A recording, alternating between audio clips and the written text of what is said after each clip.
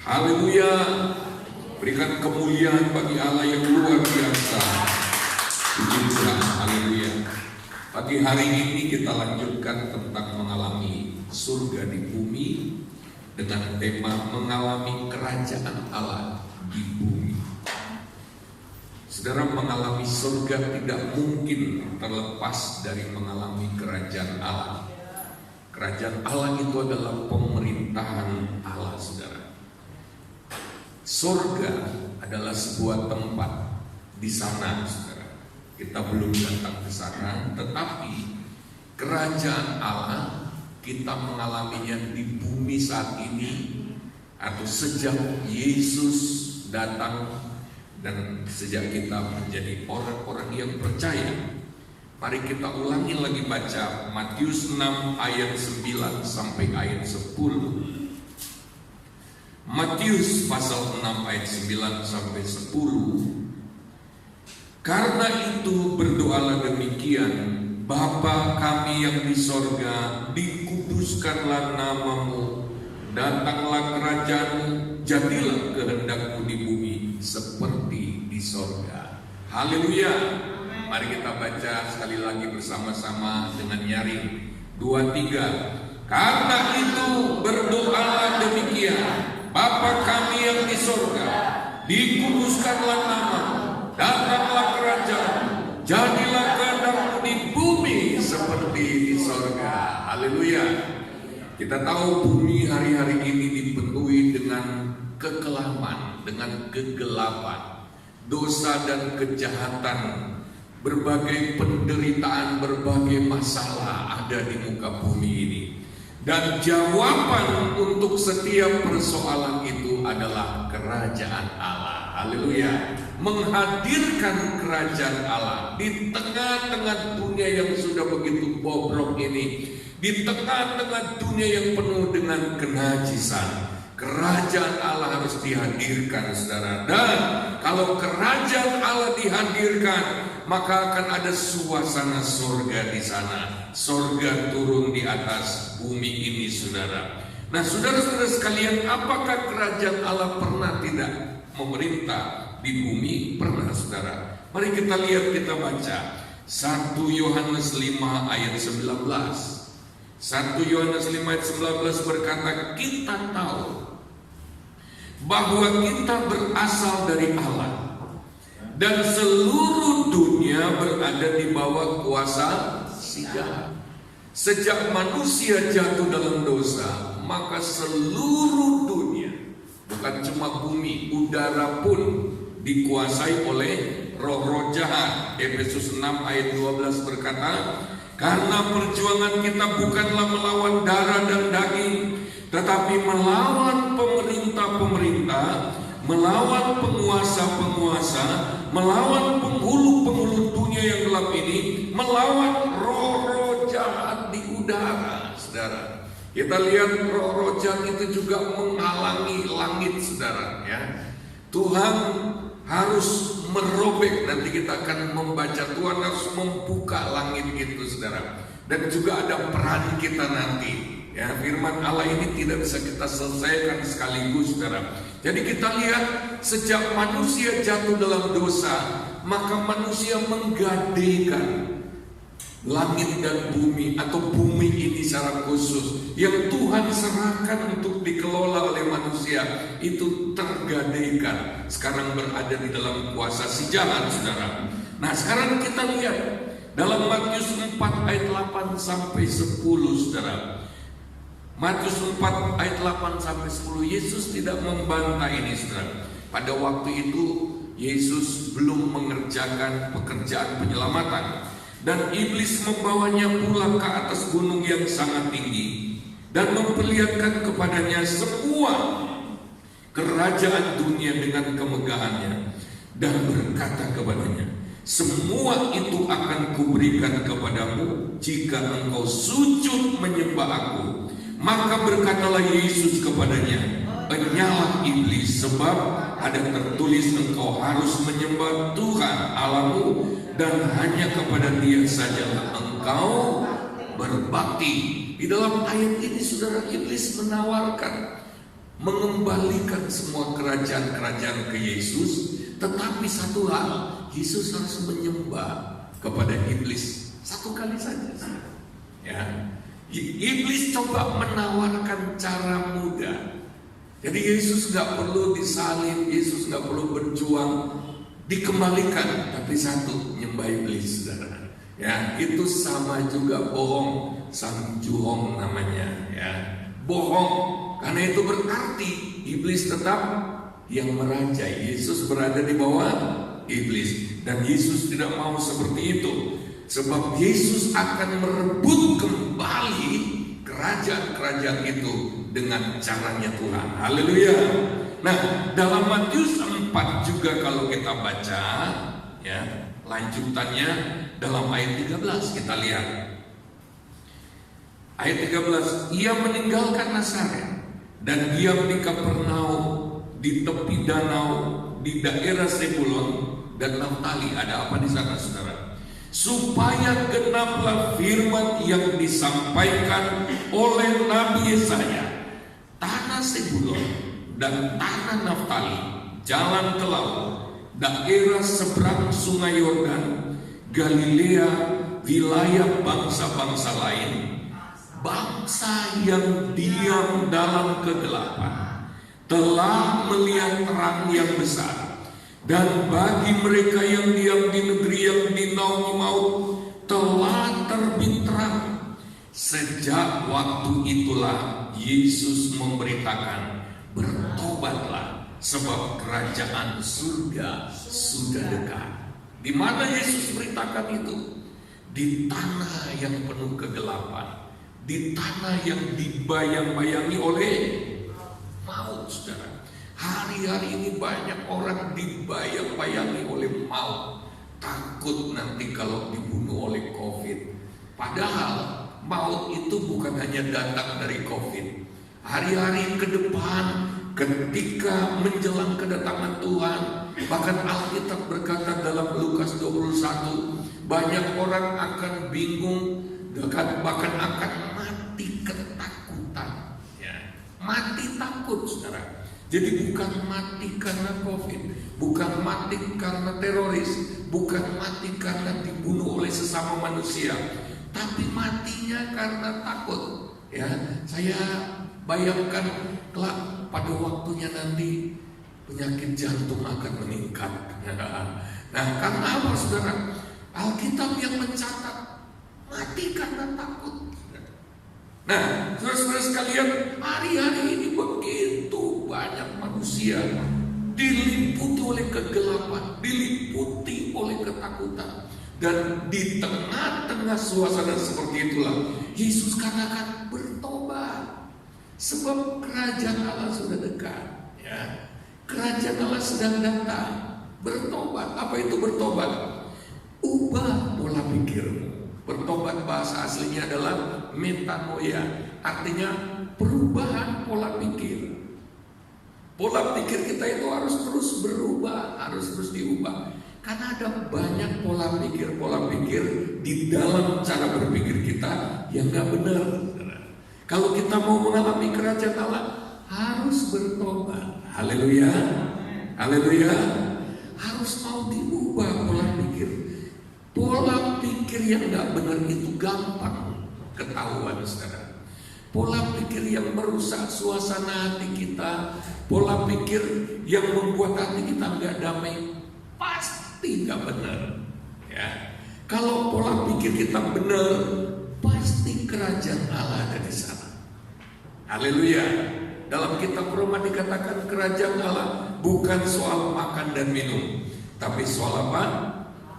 Damai sejahtera, sukacita, dan kebenaran oleh Roh Kudus. Amin. Ada damai, ada sukacita. Di mana kerajaan Allah memerintah, di situ hati kita pasti damai sejahtera. Tidak peduli situasi gelap, tidak peduli bayang-bayang maut atau kematian, hati kita tetap damai sejahtera, tetap penuh sukacita. Karena kerajaan Allah itu kerajaan damai sejahtera.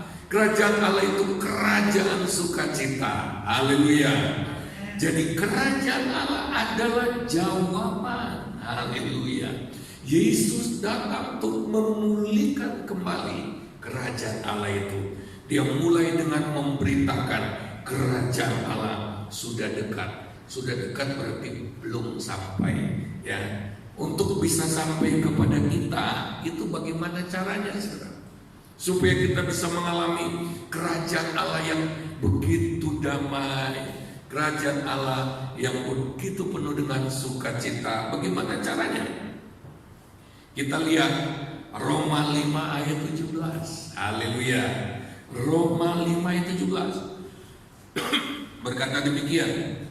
Sebab jika oleh dosa satu orang maut telah berkuasa atas satu orang itu, maka lebih benar lagi mereka yang telah menerima kelimpahan kasih karunia dan anugerah kebenaran akan hidup dan berkuasa oleh karena satu orang itu, yaitu Yesus Kristus. Kata berkuasa di dalam ayat ini memakai kata basileia atau memerintah. Kerajaan Allah itu adalah pemerintahan kerajaan Allah. Dalam ayat ini Yesus akan bekerja sama dengan orang-orang yang diselamatkan. Yesus akan bekerja sama dengan orang-orang percaya untuk memegang kekuasaan. Yesus akan bekerja sama dengan kita yang mau bekerja sama dengan kita, yang mau join dengan kerajaan Allah untuk berkuasa oleh satu orang, oleh Yesus. Kita hanya alat-alat kekuasaan di tangan Yesus. Siapa mau berkuasa di atas muka bumi? Inilah yang sebenarnya Tuhan berikan kepada Adam dan Hawa ketika mereka diciptakan. Tuhan perintahkan, ya, penuhilah bumi, taklukkanlah bumi, kuasailah bumi. Tapi waktu manusia jatuh dalam dosa, mereka kehilangan kuasa itu. Tetapi di dalam Yesus, kuasa memerintah, kuasa menaklukkan itu dikembalikan kepada orang-orang percaya. Haleluya.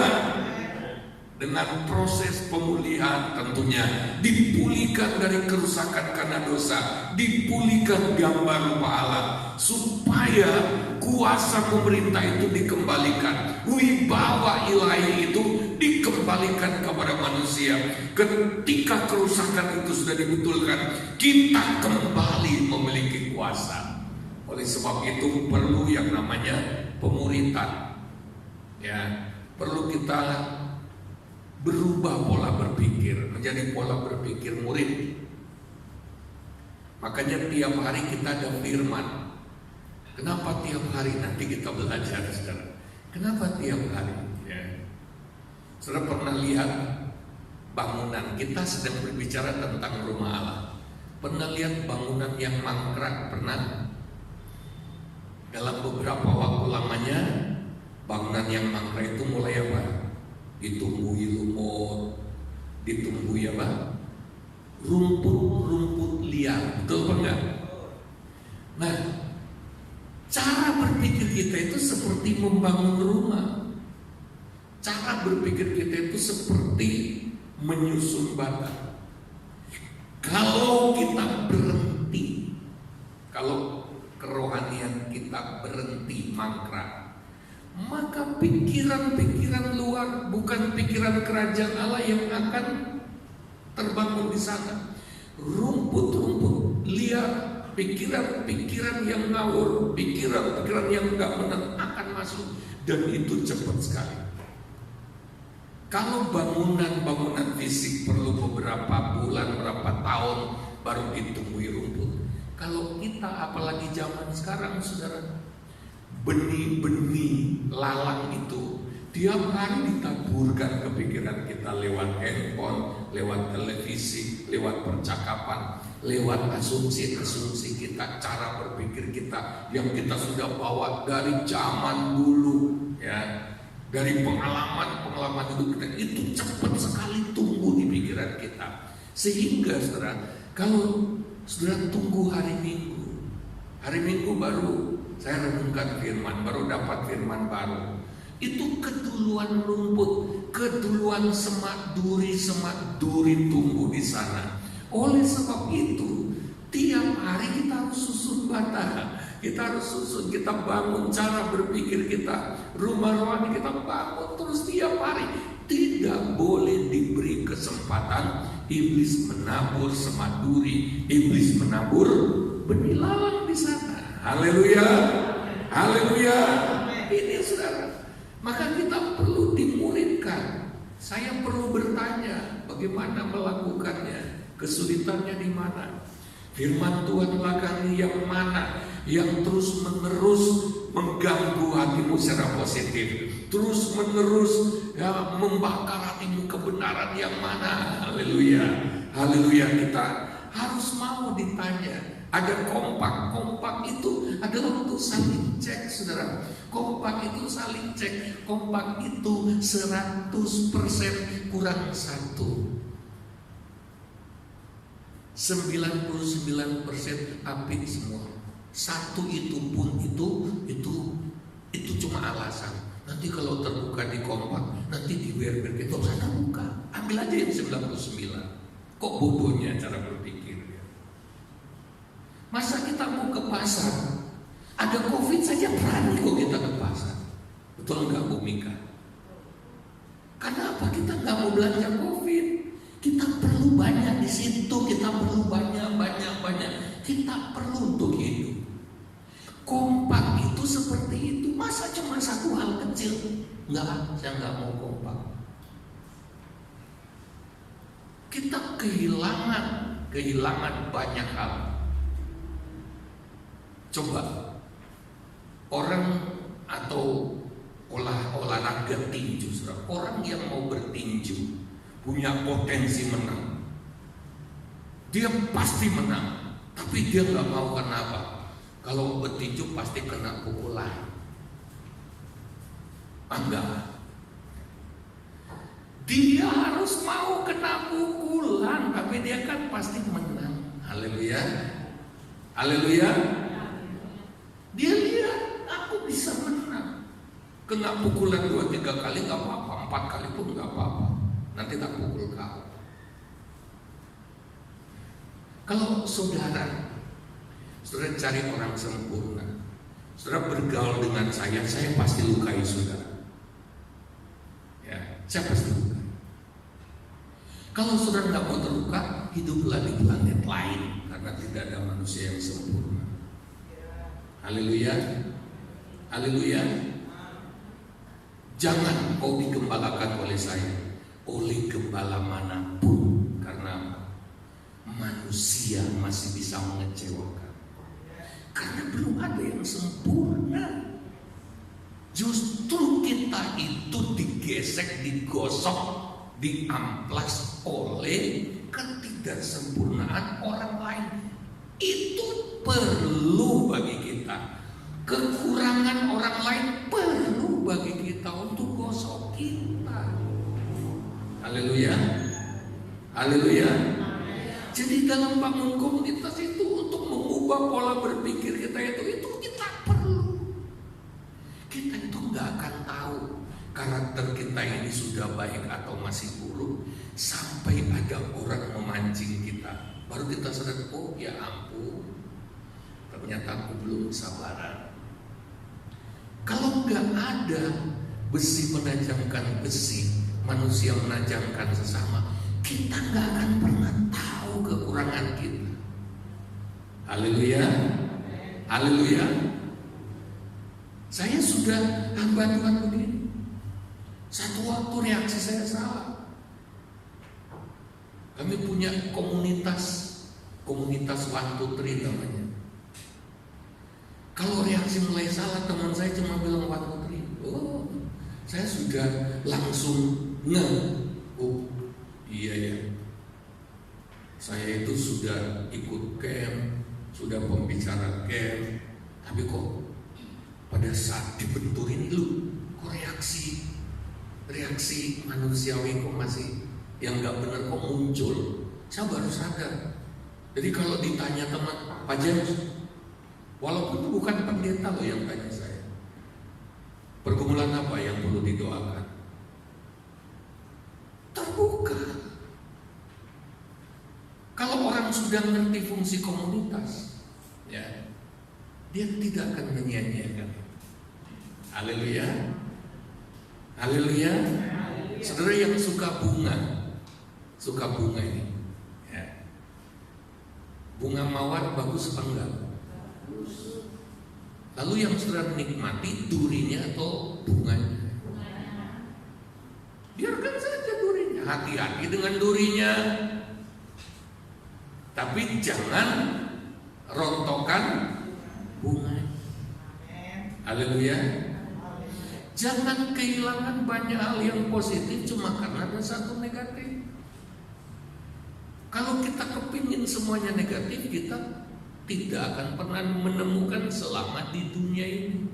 Pikiran negatif itulah yang menentukan kita untuk menemukan negatif. Ingat, kita belum bertemu dengan orang negatif, kita sudah negatif sendiri. Jangan-jangan nanti begitu, nanti begitu. Belum ketemu sudah negatif duluan. Jadi yang negatif itu diri kita. Haleluya. Haleluya. Jadi ketika kita bangun komunitas untuk memulihkan gambar Allah, untuk saling memuridkan di dalamnya, saling menanyakan firman, saling share firman, supaya gambar Allah cepat pulih supaya kita berkuasa, ya. Kita harus siap juga. Kita harus siap untuk mengalami benturan. Saya sering katakan, komunitas yang belum benturan berarti mereka itu pakai topeng semua, dan tidak akan ada pemulihan di sana. Nggak akan ada pemulihan. Ketika sudah mengalami benturan, di situ benturan kenapa? Saling berbeda. Benturan dengan apa? Dengan kejelekan orang di dalam. Kita sudah belajar, kejelekan seseorang adalah ruang bagi kita untuk melayani. Amin. Coba pikirkan lagi. Saya mau tanya, apakah dokter akan ada gunanya jikalau semua orang sudah sehat semua? Ada gunanya enggak? Semua orang enggak sakit, semua penduduk dunia sehat semua. Kira-kira dokter S1, S2, S3 itu ada gunanya enggak? Enggak ada gunanya. Sehat semua, ya. Saudara itu enggak berguna lagi kalau temanmu sudah sempurna. Enggak berguna, karuniamu enggak berguna. Jadi ketika kita dihadapkan dengan seorang yang brengsek, seorang yang jelek, seorang yang kelakuannya membuat hati mendongkol, kita harus bilang, puji Tuhan, inilah ladang karunia pelayananku. Amin. Pulang rumah kita mulai berdoa. Kenapa Tuhan? Saya cerita sama teman saya tentang dia, teman saya cuma hehehe toh. Kenapa cuma aku yang bertemu dengan kelakuannya? Kenapa cuma aku yang mengalami kejelekannya? Lalu Tuhan jawab dalam hati, karena cuma kamu yang tahu, berarti kamu yang aku akan pakai untuk benerin dia. Amin. Saya beri kemuliaan bagi Tuhan. Jadi kalau cerita sama saya, seringkali saya cuma nasihatin, oh yang hadapi kan kamu. Lah kenapa bukan saya? Kalau dibawa ke saya, mungkin salah alamat, orangnya nggak mau juga. Masa saya harus korek-korek katanya untuk ini kata, tambah besar masalahnya. Yang paling aman adalah kita berdoa, Tuhan, apa yang aku harus berbuat? Amin. Apa yang aku harus lakukan supaya orang ini diubahkan, supaya orang ini dipulihkan, supaya orang ini kejelekannya bisa berubah. Haleluya. Haleluya. Ini pola berpikir kerajaan Allah.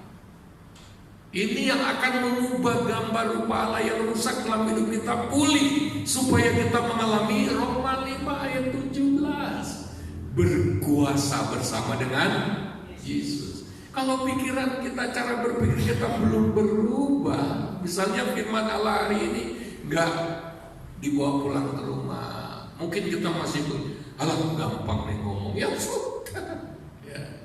Ngomong memang gampang, prakteknya itu susah kalau kita nggak mau. Tapi kalau kita mau, ada kasih karunia yang akan memampukan. Amin. Lebih angel, lebih susah hidup tanpa pola pikir yang tadi ketimbang berlatih berpola pikir seperti tadi. Ketika kita berpola pikir yang benar seperti tadi, memang terasa susah. Tadi malam anak-anak muda dia bilang, oh orang dia itu atau hidup dia dapat wajah Tuhan, praktek ibadah yang sejati itu ya masih ada bolong-bolongnya. Waktu mereka share, waktu mereka share, tiba-tiba Tuhan kasih hikmat sama saya. Oh gini. Makanya itu saling share dalam komunitas itu akan menghasilkan kekayaan firman. Saya belum pernah berpikir gimana ya praktek, bagaimana bisa sampai selalu hidup di hadirat Tuhan. Gimana caranya ya? Kan gangguan yang mengalihkan perhatian. Tadi malam tiba-tiba Tuhan berikan. Itu belum pernah dalam penjelasan saya, belum pernah ada catatan. Tiba-tiba Tuhan kasih. Itu kalau dalam sharing. Tiba-tiba Tuhan bilang begini.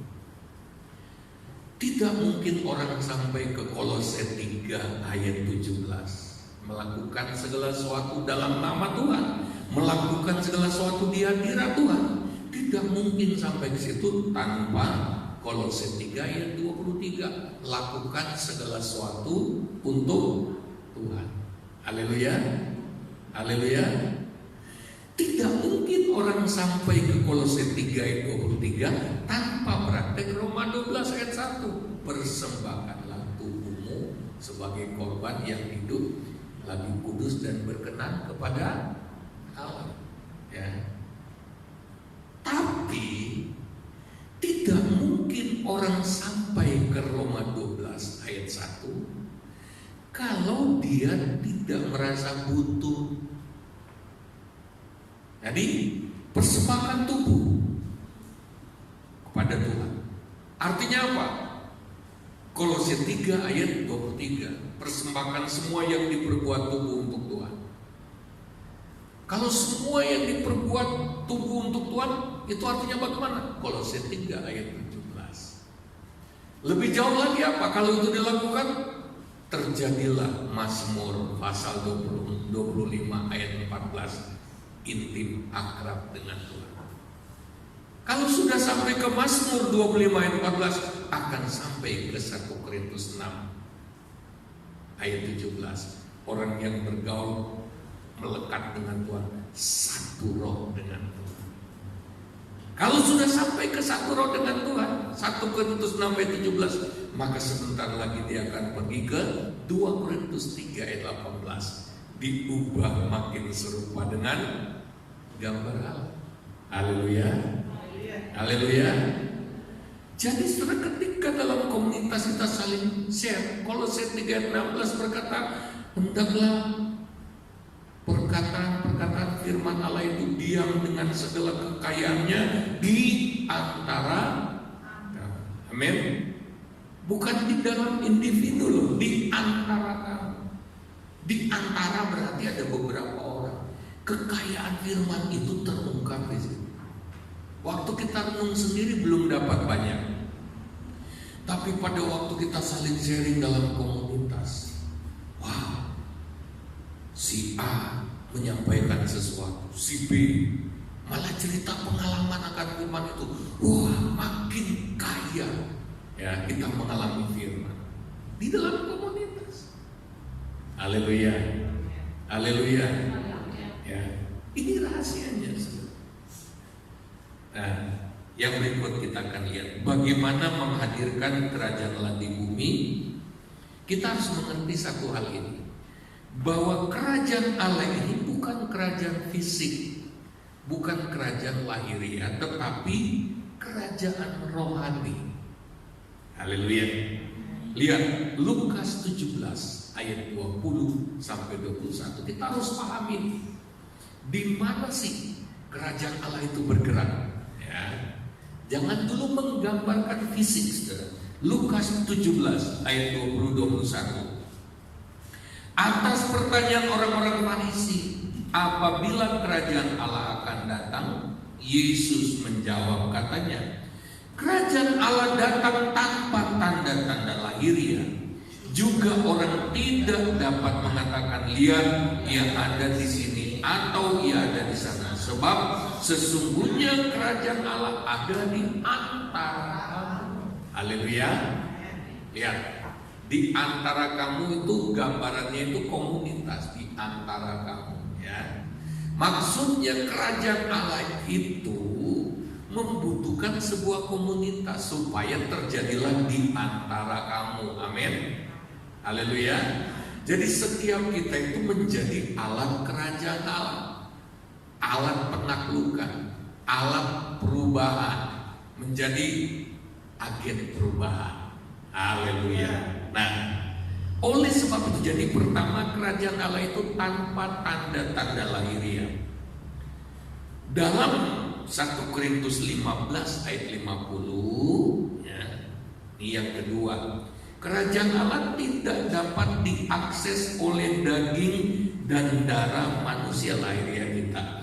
1 Korintus 15 ayat 50. Saudara-saudara, inilah yang hendak kukatakan kepadamu, yaitu bahwa daging dan darah tidak mendapat bagian dalam kerajaan Allah, dan bahwa yang binasa tidak mendapat bagian dalam apa yang tidak binasa. Perhatikan nih baik-baik. Kalau daging dan darah kita itu mendapatkan manfaatnya, itu karena kerajaan Allah kita sudah diakses dulu oleh manusia roh kita. Coba lihat 1 Korintus 2 ayat 14. 1 Korintus 2 ayat 14. Tetapi manusia duniawi tidak menerima apa yang berasal dari roh Allah. Ini persoalannya. Manusia daging atau manusia duniawi tidak bisa, karena hal itu baginya adalah suatu kebodohan, dan ia tidak dapat memahaminya, sebab hal itu hanya dapat dinilai secara rohani. Ini kerajaan Allah itu, makanya ini nanti kita bahas lagi. Nggak bisa kalau mengandalkan manusia daging kita, saudara. Dalam Galatia 5 ayat 19 sampai 21, kalau perkara-perkara daging ini masih menguasai kita, dia akan menyeret kita hidup di luar kerajaan Allah. Galatia 5 19 21. Perbuatan daging telah nyata, yaitu percabulan, kecemaran, hawa nafsu, penyembahan berhala, sihir, perseteruan, perselisihan, iri hati, amarah, kepentingan diri sendiri, pencitraan, roh pemecah, kedengkian, kemabukan, pesta pora dan sebagainya. Terhadap semuanya itu kuperingatkan kamu, seperti yang telah kubuat dahulu, bahwa barang siapa melakukan hal-hal yang demikian, ia tidak akan dapat bagian dalam ini daging. Perbuatan daging itu, kalau kita baca Roma pasal yang ke-8, itu berasal dari pikiran. Coba baca Roma 8, tolong ditampilkan Roma 8 ayat 5 dan 6. Roma pasal 8 ayat 5 dan 6. Jadi jangan lupa, ya, Galatia 5 ayat 19 sampai 21 ini adalah produk Roma 8 ayat 5-6. Sebab mereka yang hidup menurut daging memikirkan hal yang dari daging. Haleluya. Jadi biang keroknya itu pikiran. Kenapa orang bisa terjebak kepada Galatia 5 ayat 19 sampai 21? Karena pikirannya. Oleh sebab itu kuncinya adalah kita mau di metanoia, kita mau bertobat, kita mau ubah cara berpikir. Amin. Haleluya. Jadi perhatikan ya, kalau pikiran kita nggak ditata, kalau struktur pikiran kita, cara berpikir kita, pola berpikir kita nggak pernah diubah, firman Allah cuma dibuang tercecer begitu saja, nggak dipakai untuk direnungkan supaya pikiran kita berubah, maka kita akan terus dikuasai oleh Galatia pasal 5, 19-21, dan Alkitab mengatakan tidak mungkin kita mengalami kerajaan Allah. Wow, saya dan pikiran daging. Haleluya. Pikiran daging. Contohnya seperti tadi, mau berkomunitas tapi pikiran daging muncul. Saya mau beritahu saudara, sebuah masalah yang terlalu berat satu waktu pasti meledak. Betul apa enggak? Betul? Terlalu berat, entah itu jadi penyakit pasti meledak. Akhirnya ketahuan semua orang. Ketika semua orang tahu masalahmu itu sudah brunyah-brunyah. Mendingan ketika masih kecil cari teman yang bisa dipercaya, cerita aja. Kamu bisa dipercaya. Masa nggak ada orang di dunia ini yang bisa dipercaya? Haleluya. Kita nggak bisa hidup sendiri, itu persoalannya. Kita pasti hancur. Pasti. Itu firman Tuhan sudah katakan, nggak baik ada kamu sendiri, nggak baik. Ya bisa. Nanti kalau sudah hancur baru kita nangis-nangis. Lah kenapa nggak cerita dari dulu? Malu daging. Malu itu apa? Sombong. Nanti ketahuan kekurangan. Sombong. Ben ketok nggak ada masalah. Sombong. Itulah kedagingan. Masalah sudah berat, menang, isin. Iblis paling suka itu. Mau usah cerita-cerita. Ya. Gak usah cari solusi. Pikir dewe, doa dewe. Hebat dong. Itu bukan gambaran dalam firman Allah. Kita dikatakan harus saling. Amin. Haleluya. Mari kita lanjut. Yang ketiga, saudara. Oleh sebab itu kerajaan Allah hanya bisa diakses oleh manusia roh kita. 1 Korintus 15 ayat 40 dan ayat 44. Ada tubuh surgawi dan ada tubuh duniawi. Tetapi kemuliaan tubuh surgawi lain daripada kemuliaan tubuh duniawi. Yang ditaburkan adalah tubuh alamiah, yang dibangkitkan adalah tubuh rohania. Jika ada tubuh alamiah, maka ada pula tubuh rohani. Jadi ada dua tubuh. Nah, yang bisa dipakai untuk mengakses kerajaan Allah adalah tubuh rohani. Lihat Yohanes 3 ayat 3 dan 5. Yesus menjawab katanya, aku berkata kepadamu, sesungguhnya jika seseorang tidak dilahirkan kembali, ia tidak dapat melihat kerajaan Allah. Jawab Yesus, aku berkata kepadamu, sesungguhnya jika seorang tidak dilahirkan dari air dan roh, ia tidak dapat masuk ke dalam kerajaan Allah. Haleluya. Lihat, ada dua kelahiran, kelahiran air dan kelahiran roh. Haleluya. Ya. Jadi manusia rohani kita harus dilahirkan kembali melalui pertobatan, percaya ke Yesus. Saya percaya kalau kita sungguh-sungguh telah menerima Yesus, kita sudah dilahirkan kembali. Amin. Kalau roh kita, manusia roh kita belum dilahirkan kembali, nggak bisa akses kerajaan Allah. Nggak mungkin. Dengan segala berkatnya kita nggak mungkin bisa. Ya. Makanya saudara, kita harus merawat dan belajar mengaktifkan manusia rohani kita. Haleluya. Haleluya. Mari baca 2 Korintus 4 ayat 16. Harus dirawat. 2 Korintus 4 ayat 16. Sebab itu kami tidak tawar hati, tetapi meskipun manusia lahiriah kami semakin merosot, namun manusia batinnya kami dibaharui dari sehari ke sehari. Harus dibaharui, harus dirawat seminggu sekali. Haleluya. Nggak ada yang perhatikan. Ya, ulang baca.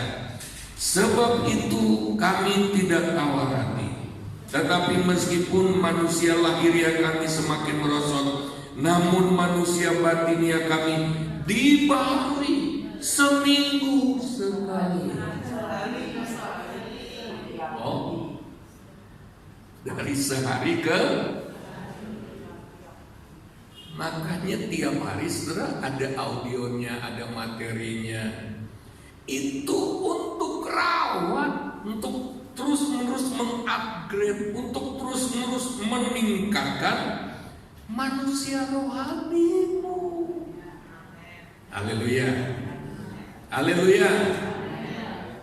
Jadi kita itu ibadah tiap hari walaupun lewat audio itu bukan karangan saya, tapi ada firman. Yesus juga pernah mengajarkan, kalau kamu berdoa, doanya untuk minta makan itu apa? Berikanlah makanan kami hari ini. Ya, hari ini atau 1 bulan ke depan tolong diberikan. Hari ini. Tiap hari harus datang sama Tuhan. Tapi kalau gudang kita udah penuh makanan, ya lemari kita udah penuh sarimi, telur, kita nggak merasa perlu berdoa kan? Tiap hari, coba katakan tiap hari. Kalau manusia rohanimu kurus kering, nggak akan ngalami kerajaan Allah. Dibaharui, walaupun manusia lahiriah katanya merosot, makin lama makin beot, makin lama makin keriput. Tetapi kalau ada alat untuk sorting, untuk memfoto manusia rohani kita, manusia rohani kita harus tetap kinis-kinis. Haleluya. Haleluya. Karena bukan menjadi tua, dibaharui lagi. Manusia rohani kita itu anti agingnya itu firman Tuhan. Dia nggak akan pernah menua, malah baru dibaharui, seger terus. Oleh sebab itu nanti kalau di surga nggak ada muka tua di sana, karena di surga bukan lagi badan fisik. Di surga itu kita itu tampil manusia rohaninya, nggak kelihatan tua. Tapi ada banyak anak Tuhan ingin mengalami kerajaan Allah, namun manusia rohnya itu gelandangan, nggak pakai baju, sakit-sakitan. Bagaimana bisa mengakses kerajaan Allah? Saudara bisa berangkat kerja kalau fisik saudara sakit? Bisa cari duit nggak? Nggak bisa. Begitu juga kalau manusia rohani sakit, gimana mengakses kerajaan Allah? Dengan segala berkatnya, carilah dahulu kerajaan Allah, maka segalanya akan ditambahkan padamu. Gimana bisa cari? Mencari kerajaan Allah itu nggak perlu kita naik mobil kemana-mana, karena itu bukan fisik. Yang mencari itu adalah manusia roh kita. Haleluya. Nah, coba lihat. Makanya 1 Petrus 3 ayat 4. 1 Petrus 3 ayat 4. Tetapi perhiasanmu ialah manusia batinnya yang tersembunyi dengan perhiasan yang tidak binasa dari roh yang lemah lembut tentram, yang sangat berharga di mata Allah. Ya, seringkali visi kita ya diperindah luar biasa. Busana, kalau bisa semenarik mungkin. Para wanita, pokoknya make upnya luar biasa. Pertanyaannya gini, manusia rohanimu di make up apa enggak? Ayu, ganteng, atau cuma manusia fisik itu bagus, tapi manusia dalamnya itu Yesus bilang kayak kubur di labur putih, penuh dengan tulang belulang. Ya. Nampaknya hadir, wah tepuk tangannya luar biasa. Tapi begitu dilihat oleh Tuhan, ya ampun, manusia rohaninya tulang belulang. Kenapa ada banyak anak Tuhan tidak mengalami kerajaan Allah dan berkatnya? Manusia rohaninya tulang belulang. Bukan cuma sakit-sakitan, tulang berserakan malah. Ya. Harus dirawat, dihiasi. Amin. Amin. Dirawatnya berapa bulan sekali? Oh, setiap hari. Coba katakan setiap hari. Fisik kita saja tiap hari normalnya 3 kali makan, betul apa enggak? Minumnya berapa kali? Lebih banyak lagi. Betul? Itu fisik kita. Lah manusia rohani kita itu berapa kali makan sehari? Berapa kali minum? Ayo. Kok mimpi mau mengalami berkat kerajaan Allah? Ya. Manusia rohani kita harus dibangun. Makanya saudara, 1 Petrus 2 ayat 2 itu perhatikan makanannya. 1 Petrus 2 ayat 2, coba tampilkan. Dan jadilah sama seperti bayi yang baru lahir, yang selalu ingin akan air susu yang murni dan yang rohani, supaya olehnya kamu bertumbuh dan beroleh. Itu keselamatan kita kan harus dikerjakan. Kita belum sepenuhnya mengalami keselamatan itu, seluruhnya belum. Manusia rohani kita sudah dilahirkan baru. Tapi jiwa kita ini masih perlu dibebaskan, masih perlu diubah, diselamatkan. Nanti Yesus datang kita mengalami sepenuhnya. Perhatikan baik. Jiwa kita ini perlu direbut dari tangannya iblis, dari pikiran-pikiran yang gak benar. Nah, perlu makanan rohani. Amin. Nah, Ibrani 5 ayat 11 sampai 14 tampilkan. Ibrani pasal 5 ayat 11 sampai 14. Itu ayat berapa? Ayat 11. Tentang hal itu banyak yang harus kami katakan, tetapi yang sukar untuk dijelaskan, karena kamu telah lambat dalam mendengarkan. Lambat, gak cepet respon, dikasih firman, dikasih pengajaran, digeletake sampai kelalaian. Di mana ya? Kan gampang untuk cari tahu apakah firman Tuhan tersimpan dengan baik, dipelihara enggak. Itu kalau saya tanya, apalagi tanya secara langsung, firman Allah. Kalau Miss Yanti ini karena sering datang tanpa diundang ke pastorin, dan diundang tahu-tahu teko. Oh, ini teko, langsung duduk, tanyain, bagaimana firman kemarin? Ya, kalau matanya bola mata muter-muter, itu berarti firman kececer. Ya. Ini penting. Lambat. Kalau kita ngerti firman Allah itu penting, jangan lambat mengambilnya, langsung dikunyah supaya menjadi kekuatan manusia rohani kita. Haleluya. Makanya nggak heran, dalam pengalaman rohani ada orang Kristen baru bertobat belum begitu lama, masih relatif singkat, dia sudah mengalami berkat-berkat kerajaan Allah karena dia cepat responnya.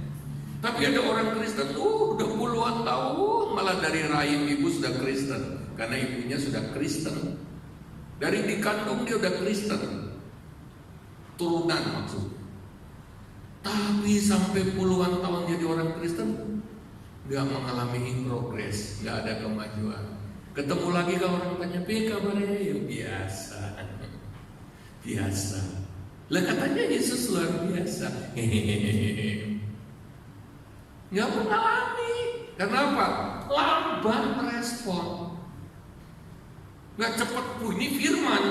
Firman ini penting, nggak boleh kececer, nggak boleh diabaikan. Ini harus aku ambil, ini harus aku praktekkan. Haleluya, itu baru cepat. Lanjut.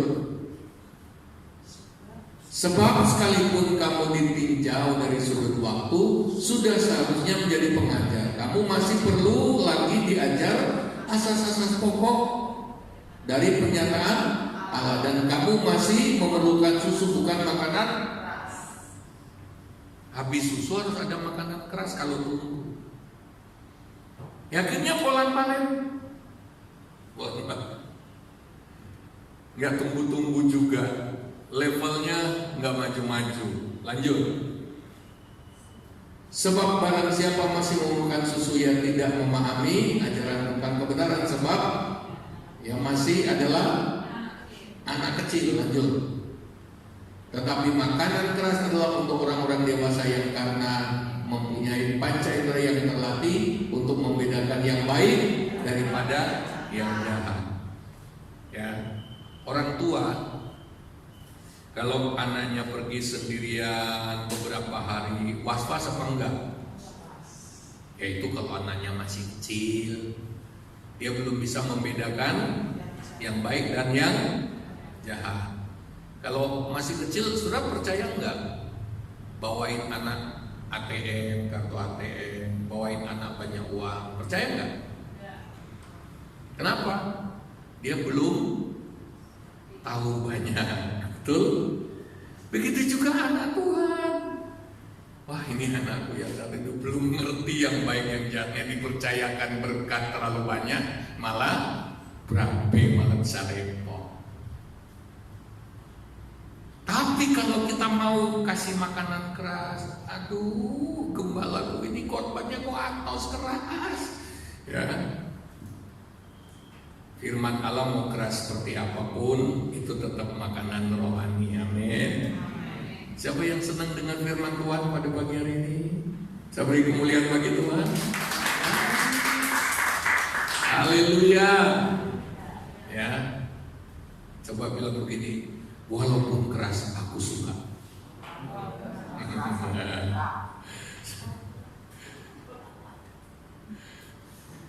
Ada jemaat, ex jemaat di sini pindah kota, lalu kemudian ibadah di satu tempat.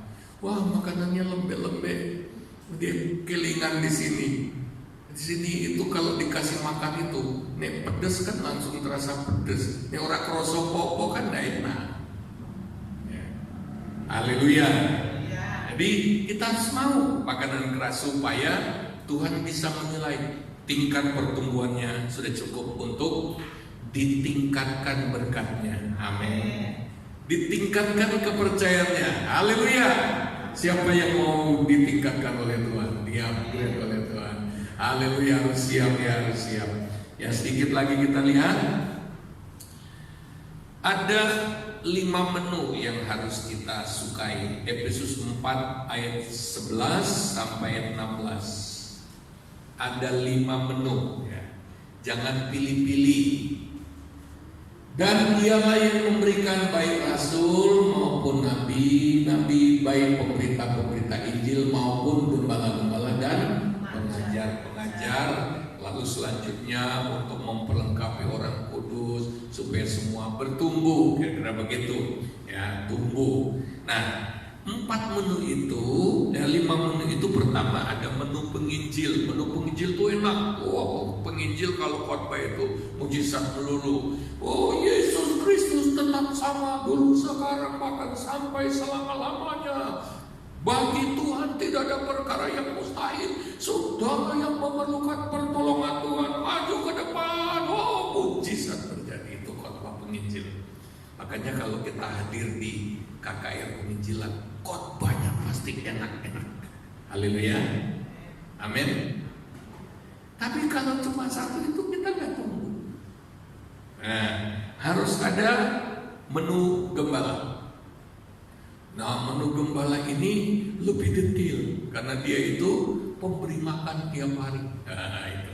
Kalau penginjil datang hari ini, selesai khotbah dia pergi, dia nggak rawat jemaat. Yang merawat jemaat itu gembala. Tiap hari doain, tiap hari tanya Tuhan, ini nasihatnya apa yang harus diberikan, firman apa yang harus diberikan. Kalau pas melayani, itu apa yang Tuhan ngomong, itu gembala. Ya, gembala itu juga lembut. Kecuali gembala itu juga karunia penginjilan. Ya. Tapi pada saat dia berfungsi sebagai gembala, oh dia luar biasa. Ya. Kesabarannya, apalagi saya menyabari saudara. Sekian banyak. Ada yang cepat bertumbuh, ada yang sudah diseret-seret nggak tumbuh juga, nggak jalan. Ya. Masa saya mesti tendang? Kan nggak boleh. Ya. Masa saya mesti tinggal wes kampung? Gitu. Saya nggak rela jemaat jadi istri Lot, nggak rela. Jemaat GPD Uliri ada yang jadi istri Lot. Ya. Itu gembala. Ya. Tapi ada kalanya perlu juga menu guru. Menu guru itu pendalaman Alkitab.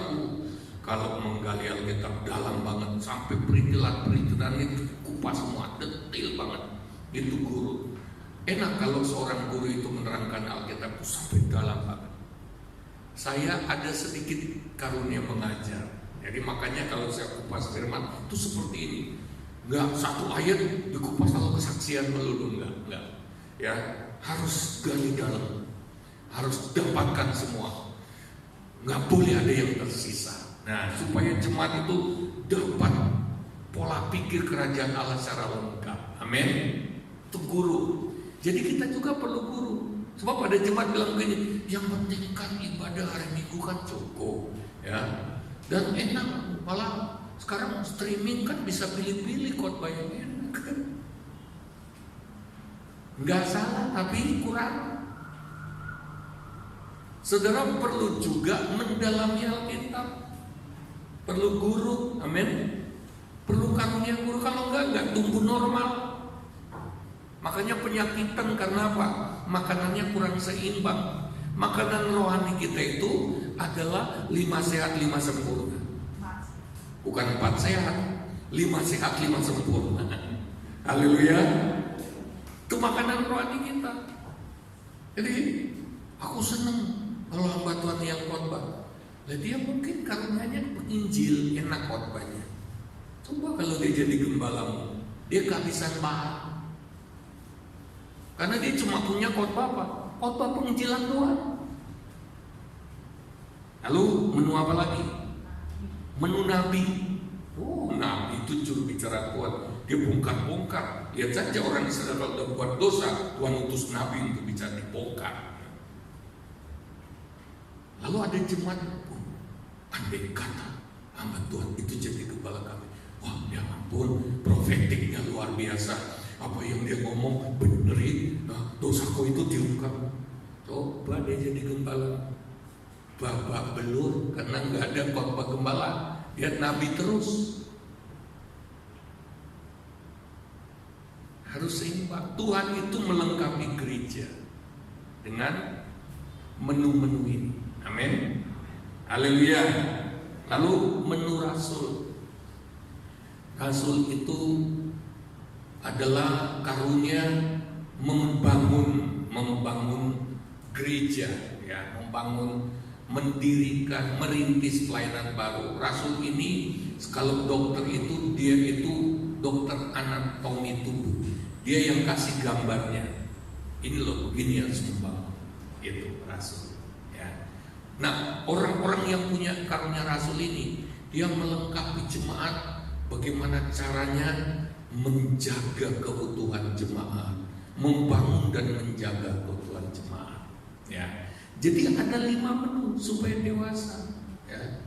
Nah, ada anak Tuhan berpikir, ada yang paling senang pendalaman Alkitab, nggak pernah ibadah minggu. Tapi kalau pendalaman Alkitab datang dia. Ya. Kalau ada penginjilan nggak datang dia cuma hobi pendalaman Alkitab. Tetapi anak Tuhan yang sehat, dia harus suka lima-limanya. Amin. Mau dapat limanya? Itu. Dan yang berikut, yang terakhir, saudara, yang terakhir. Di hari-hari terakhir, porsi makanan rohani kita harus dilipat gandakan. Seperti orang Israel dalam Keluaran 16 ayat 5, pada hari ke-6 mereka harus pungut mana 2 kali lipat. Hari ke-6 berbicara tentang akhir zaman. Ya. Kenapa kita harus 2 kali lipat? Kita sudah pernah belajar Amos 8 ayat 11 sampai 13.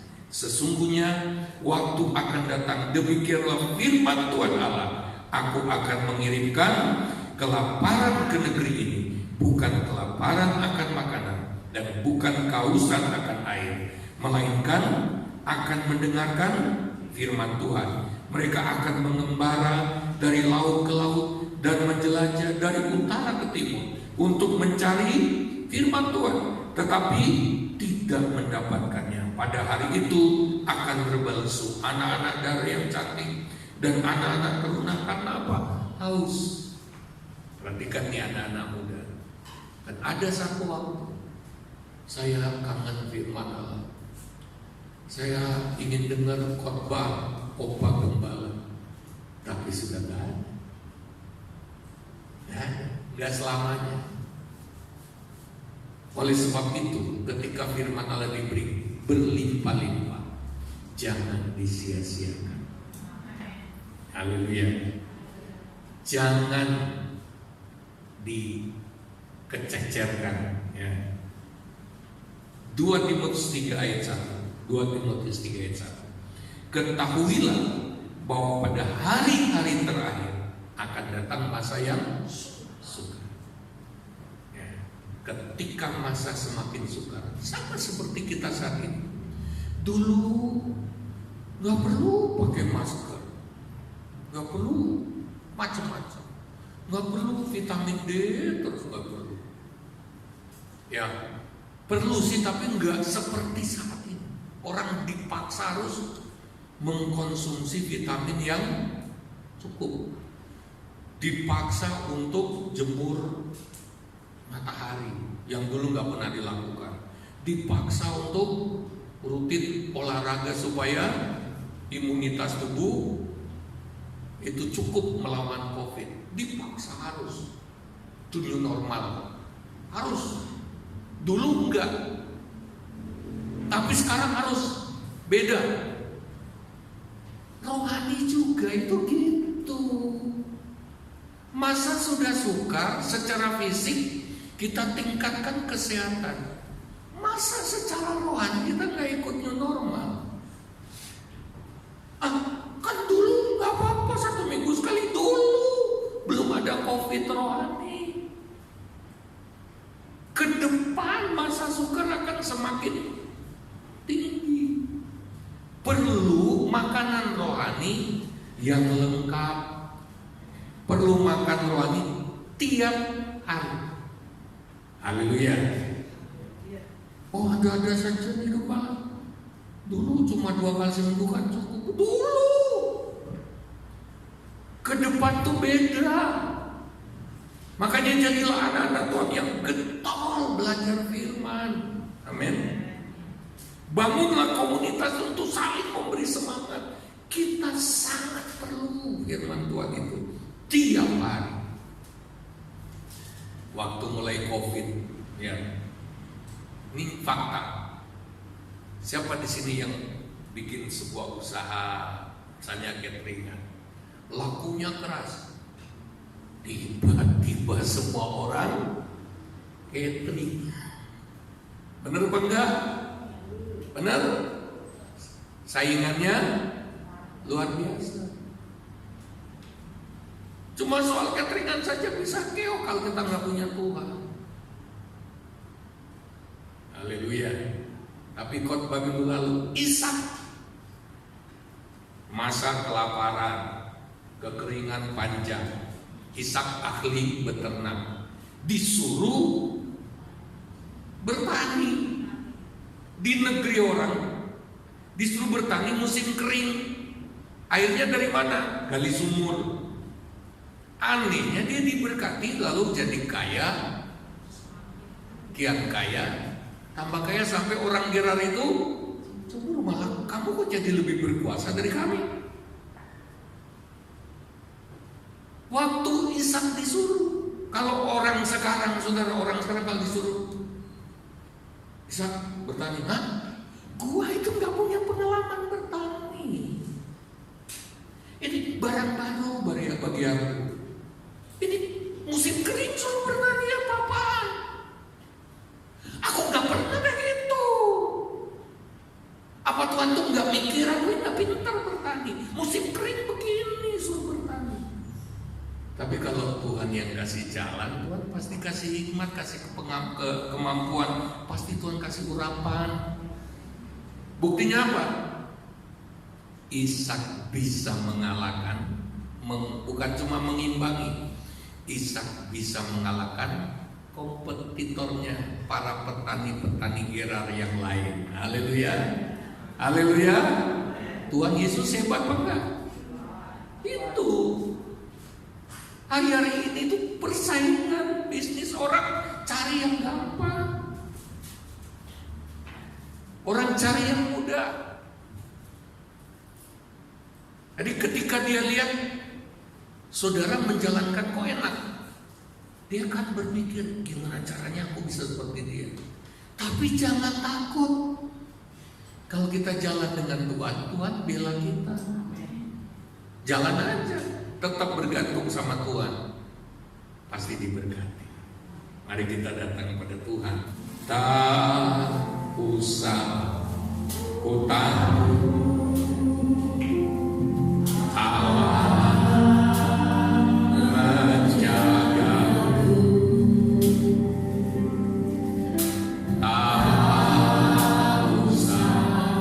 ku bimbang.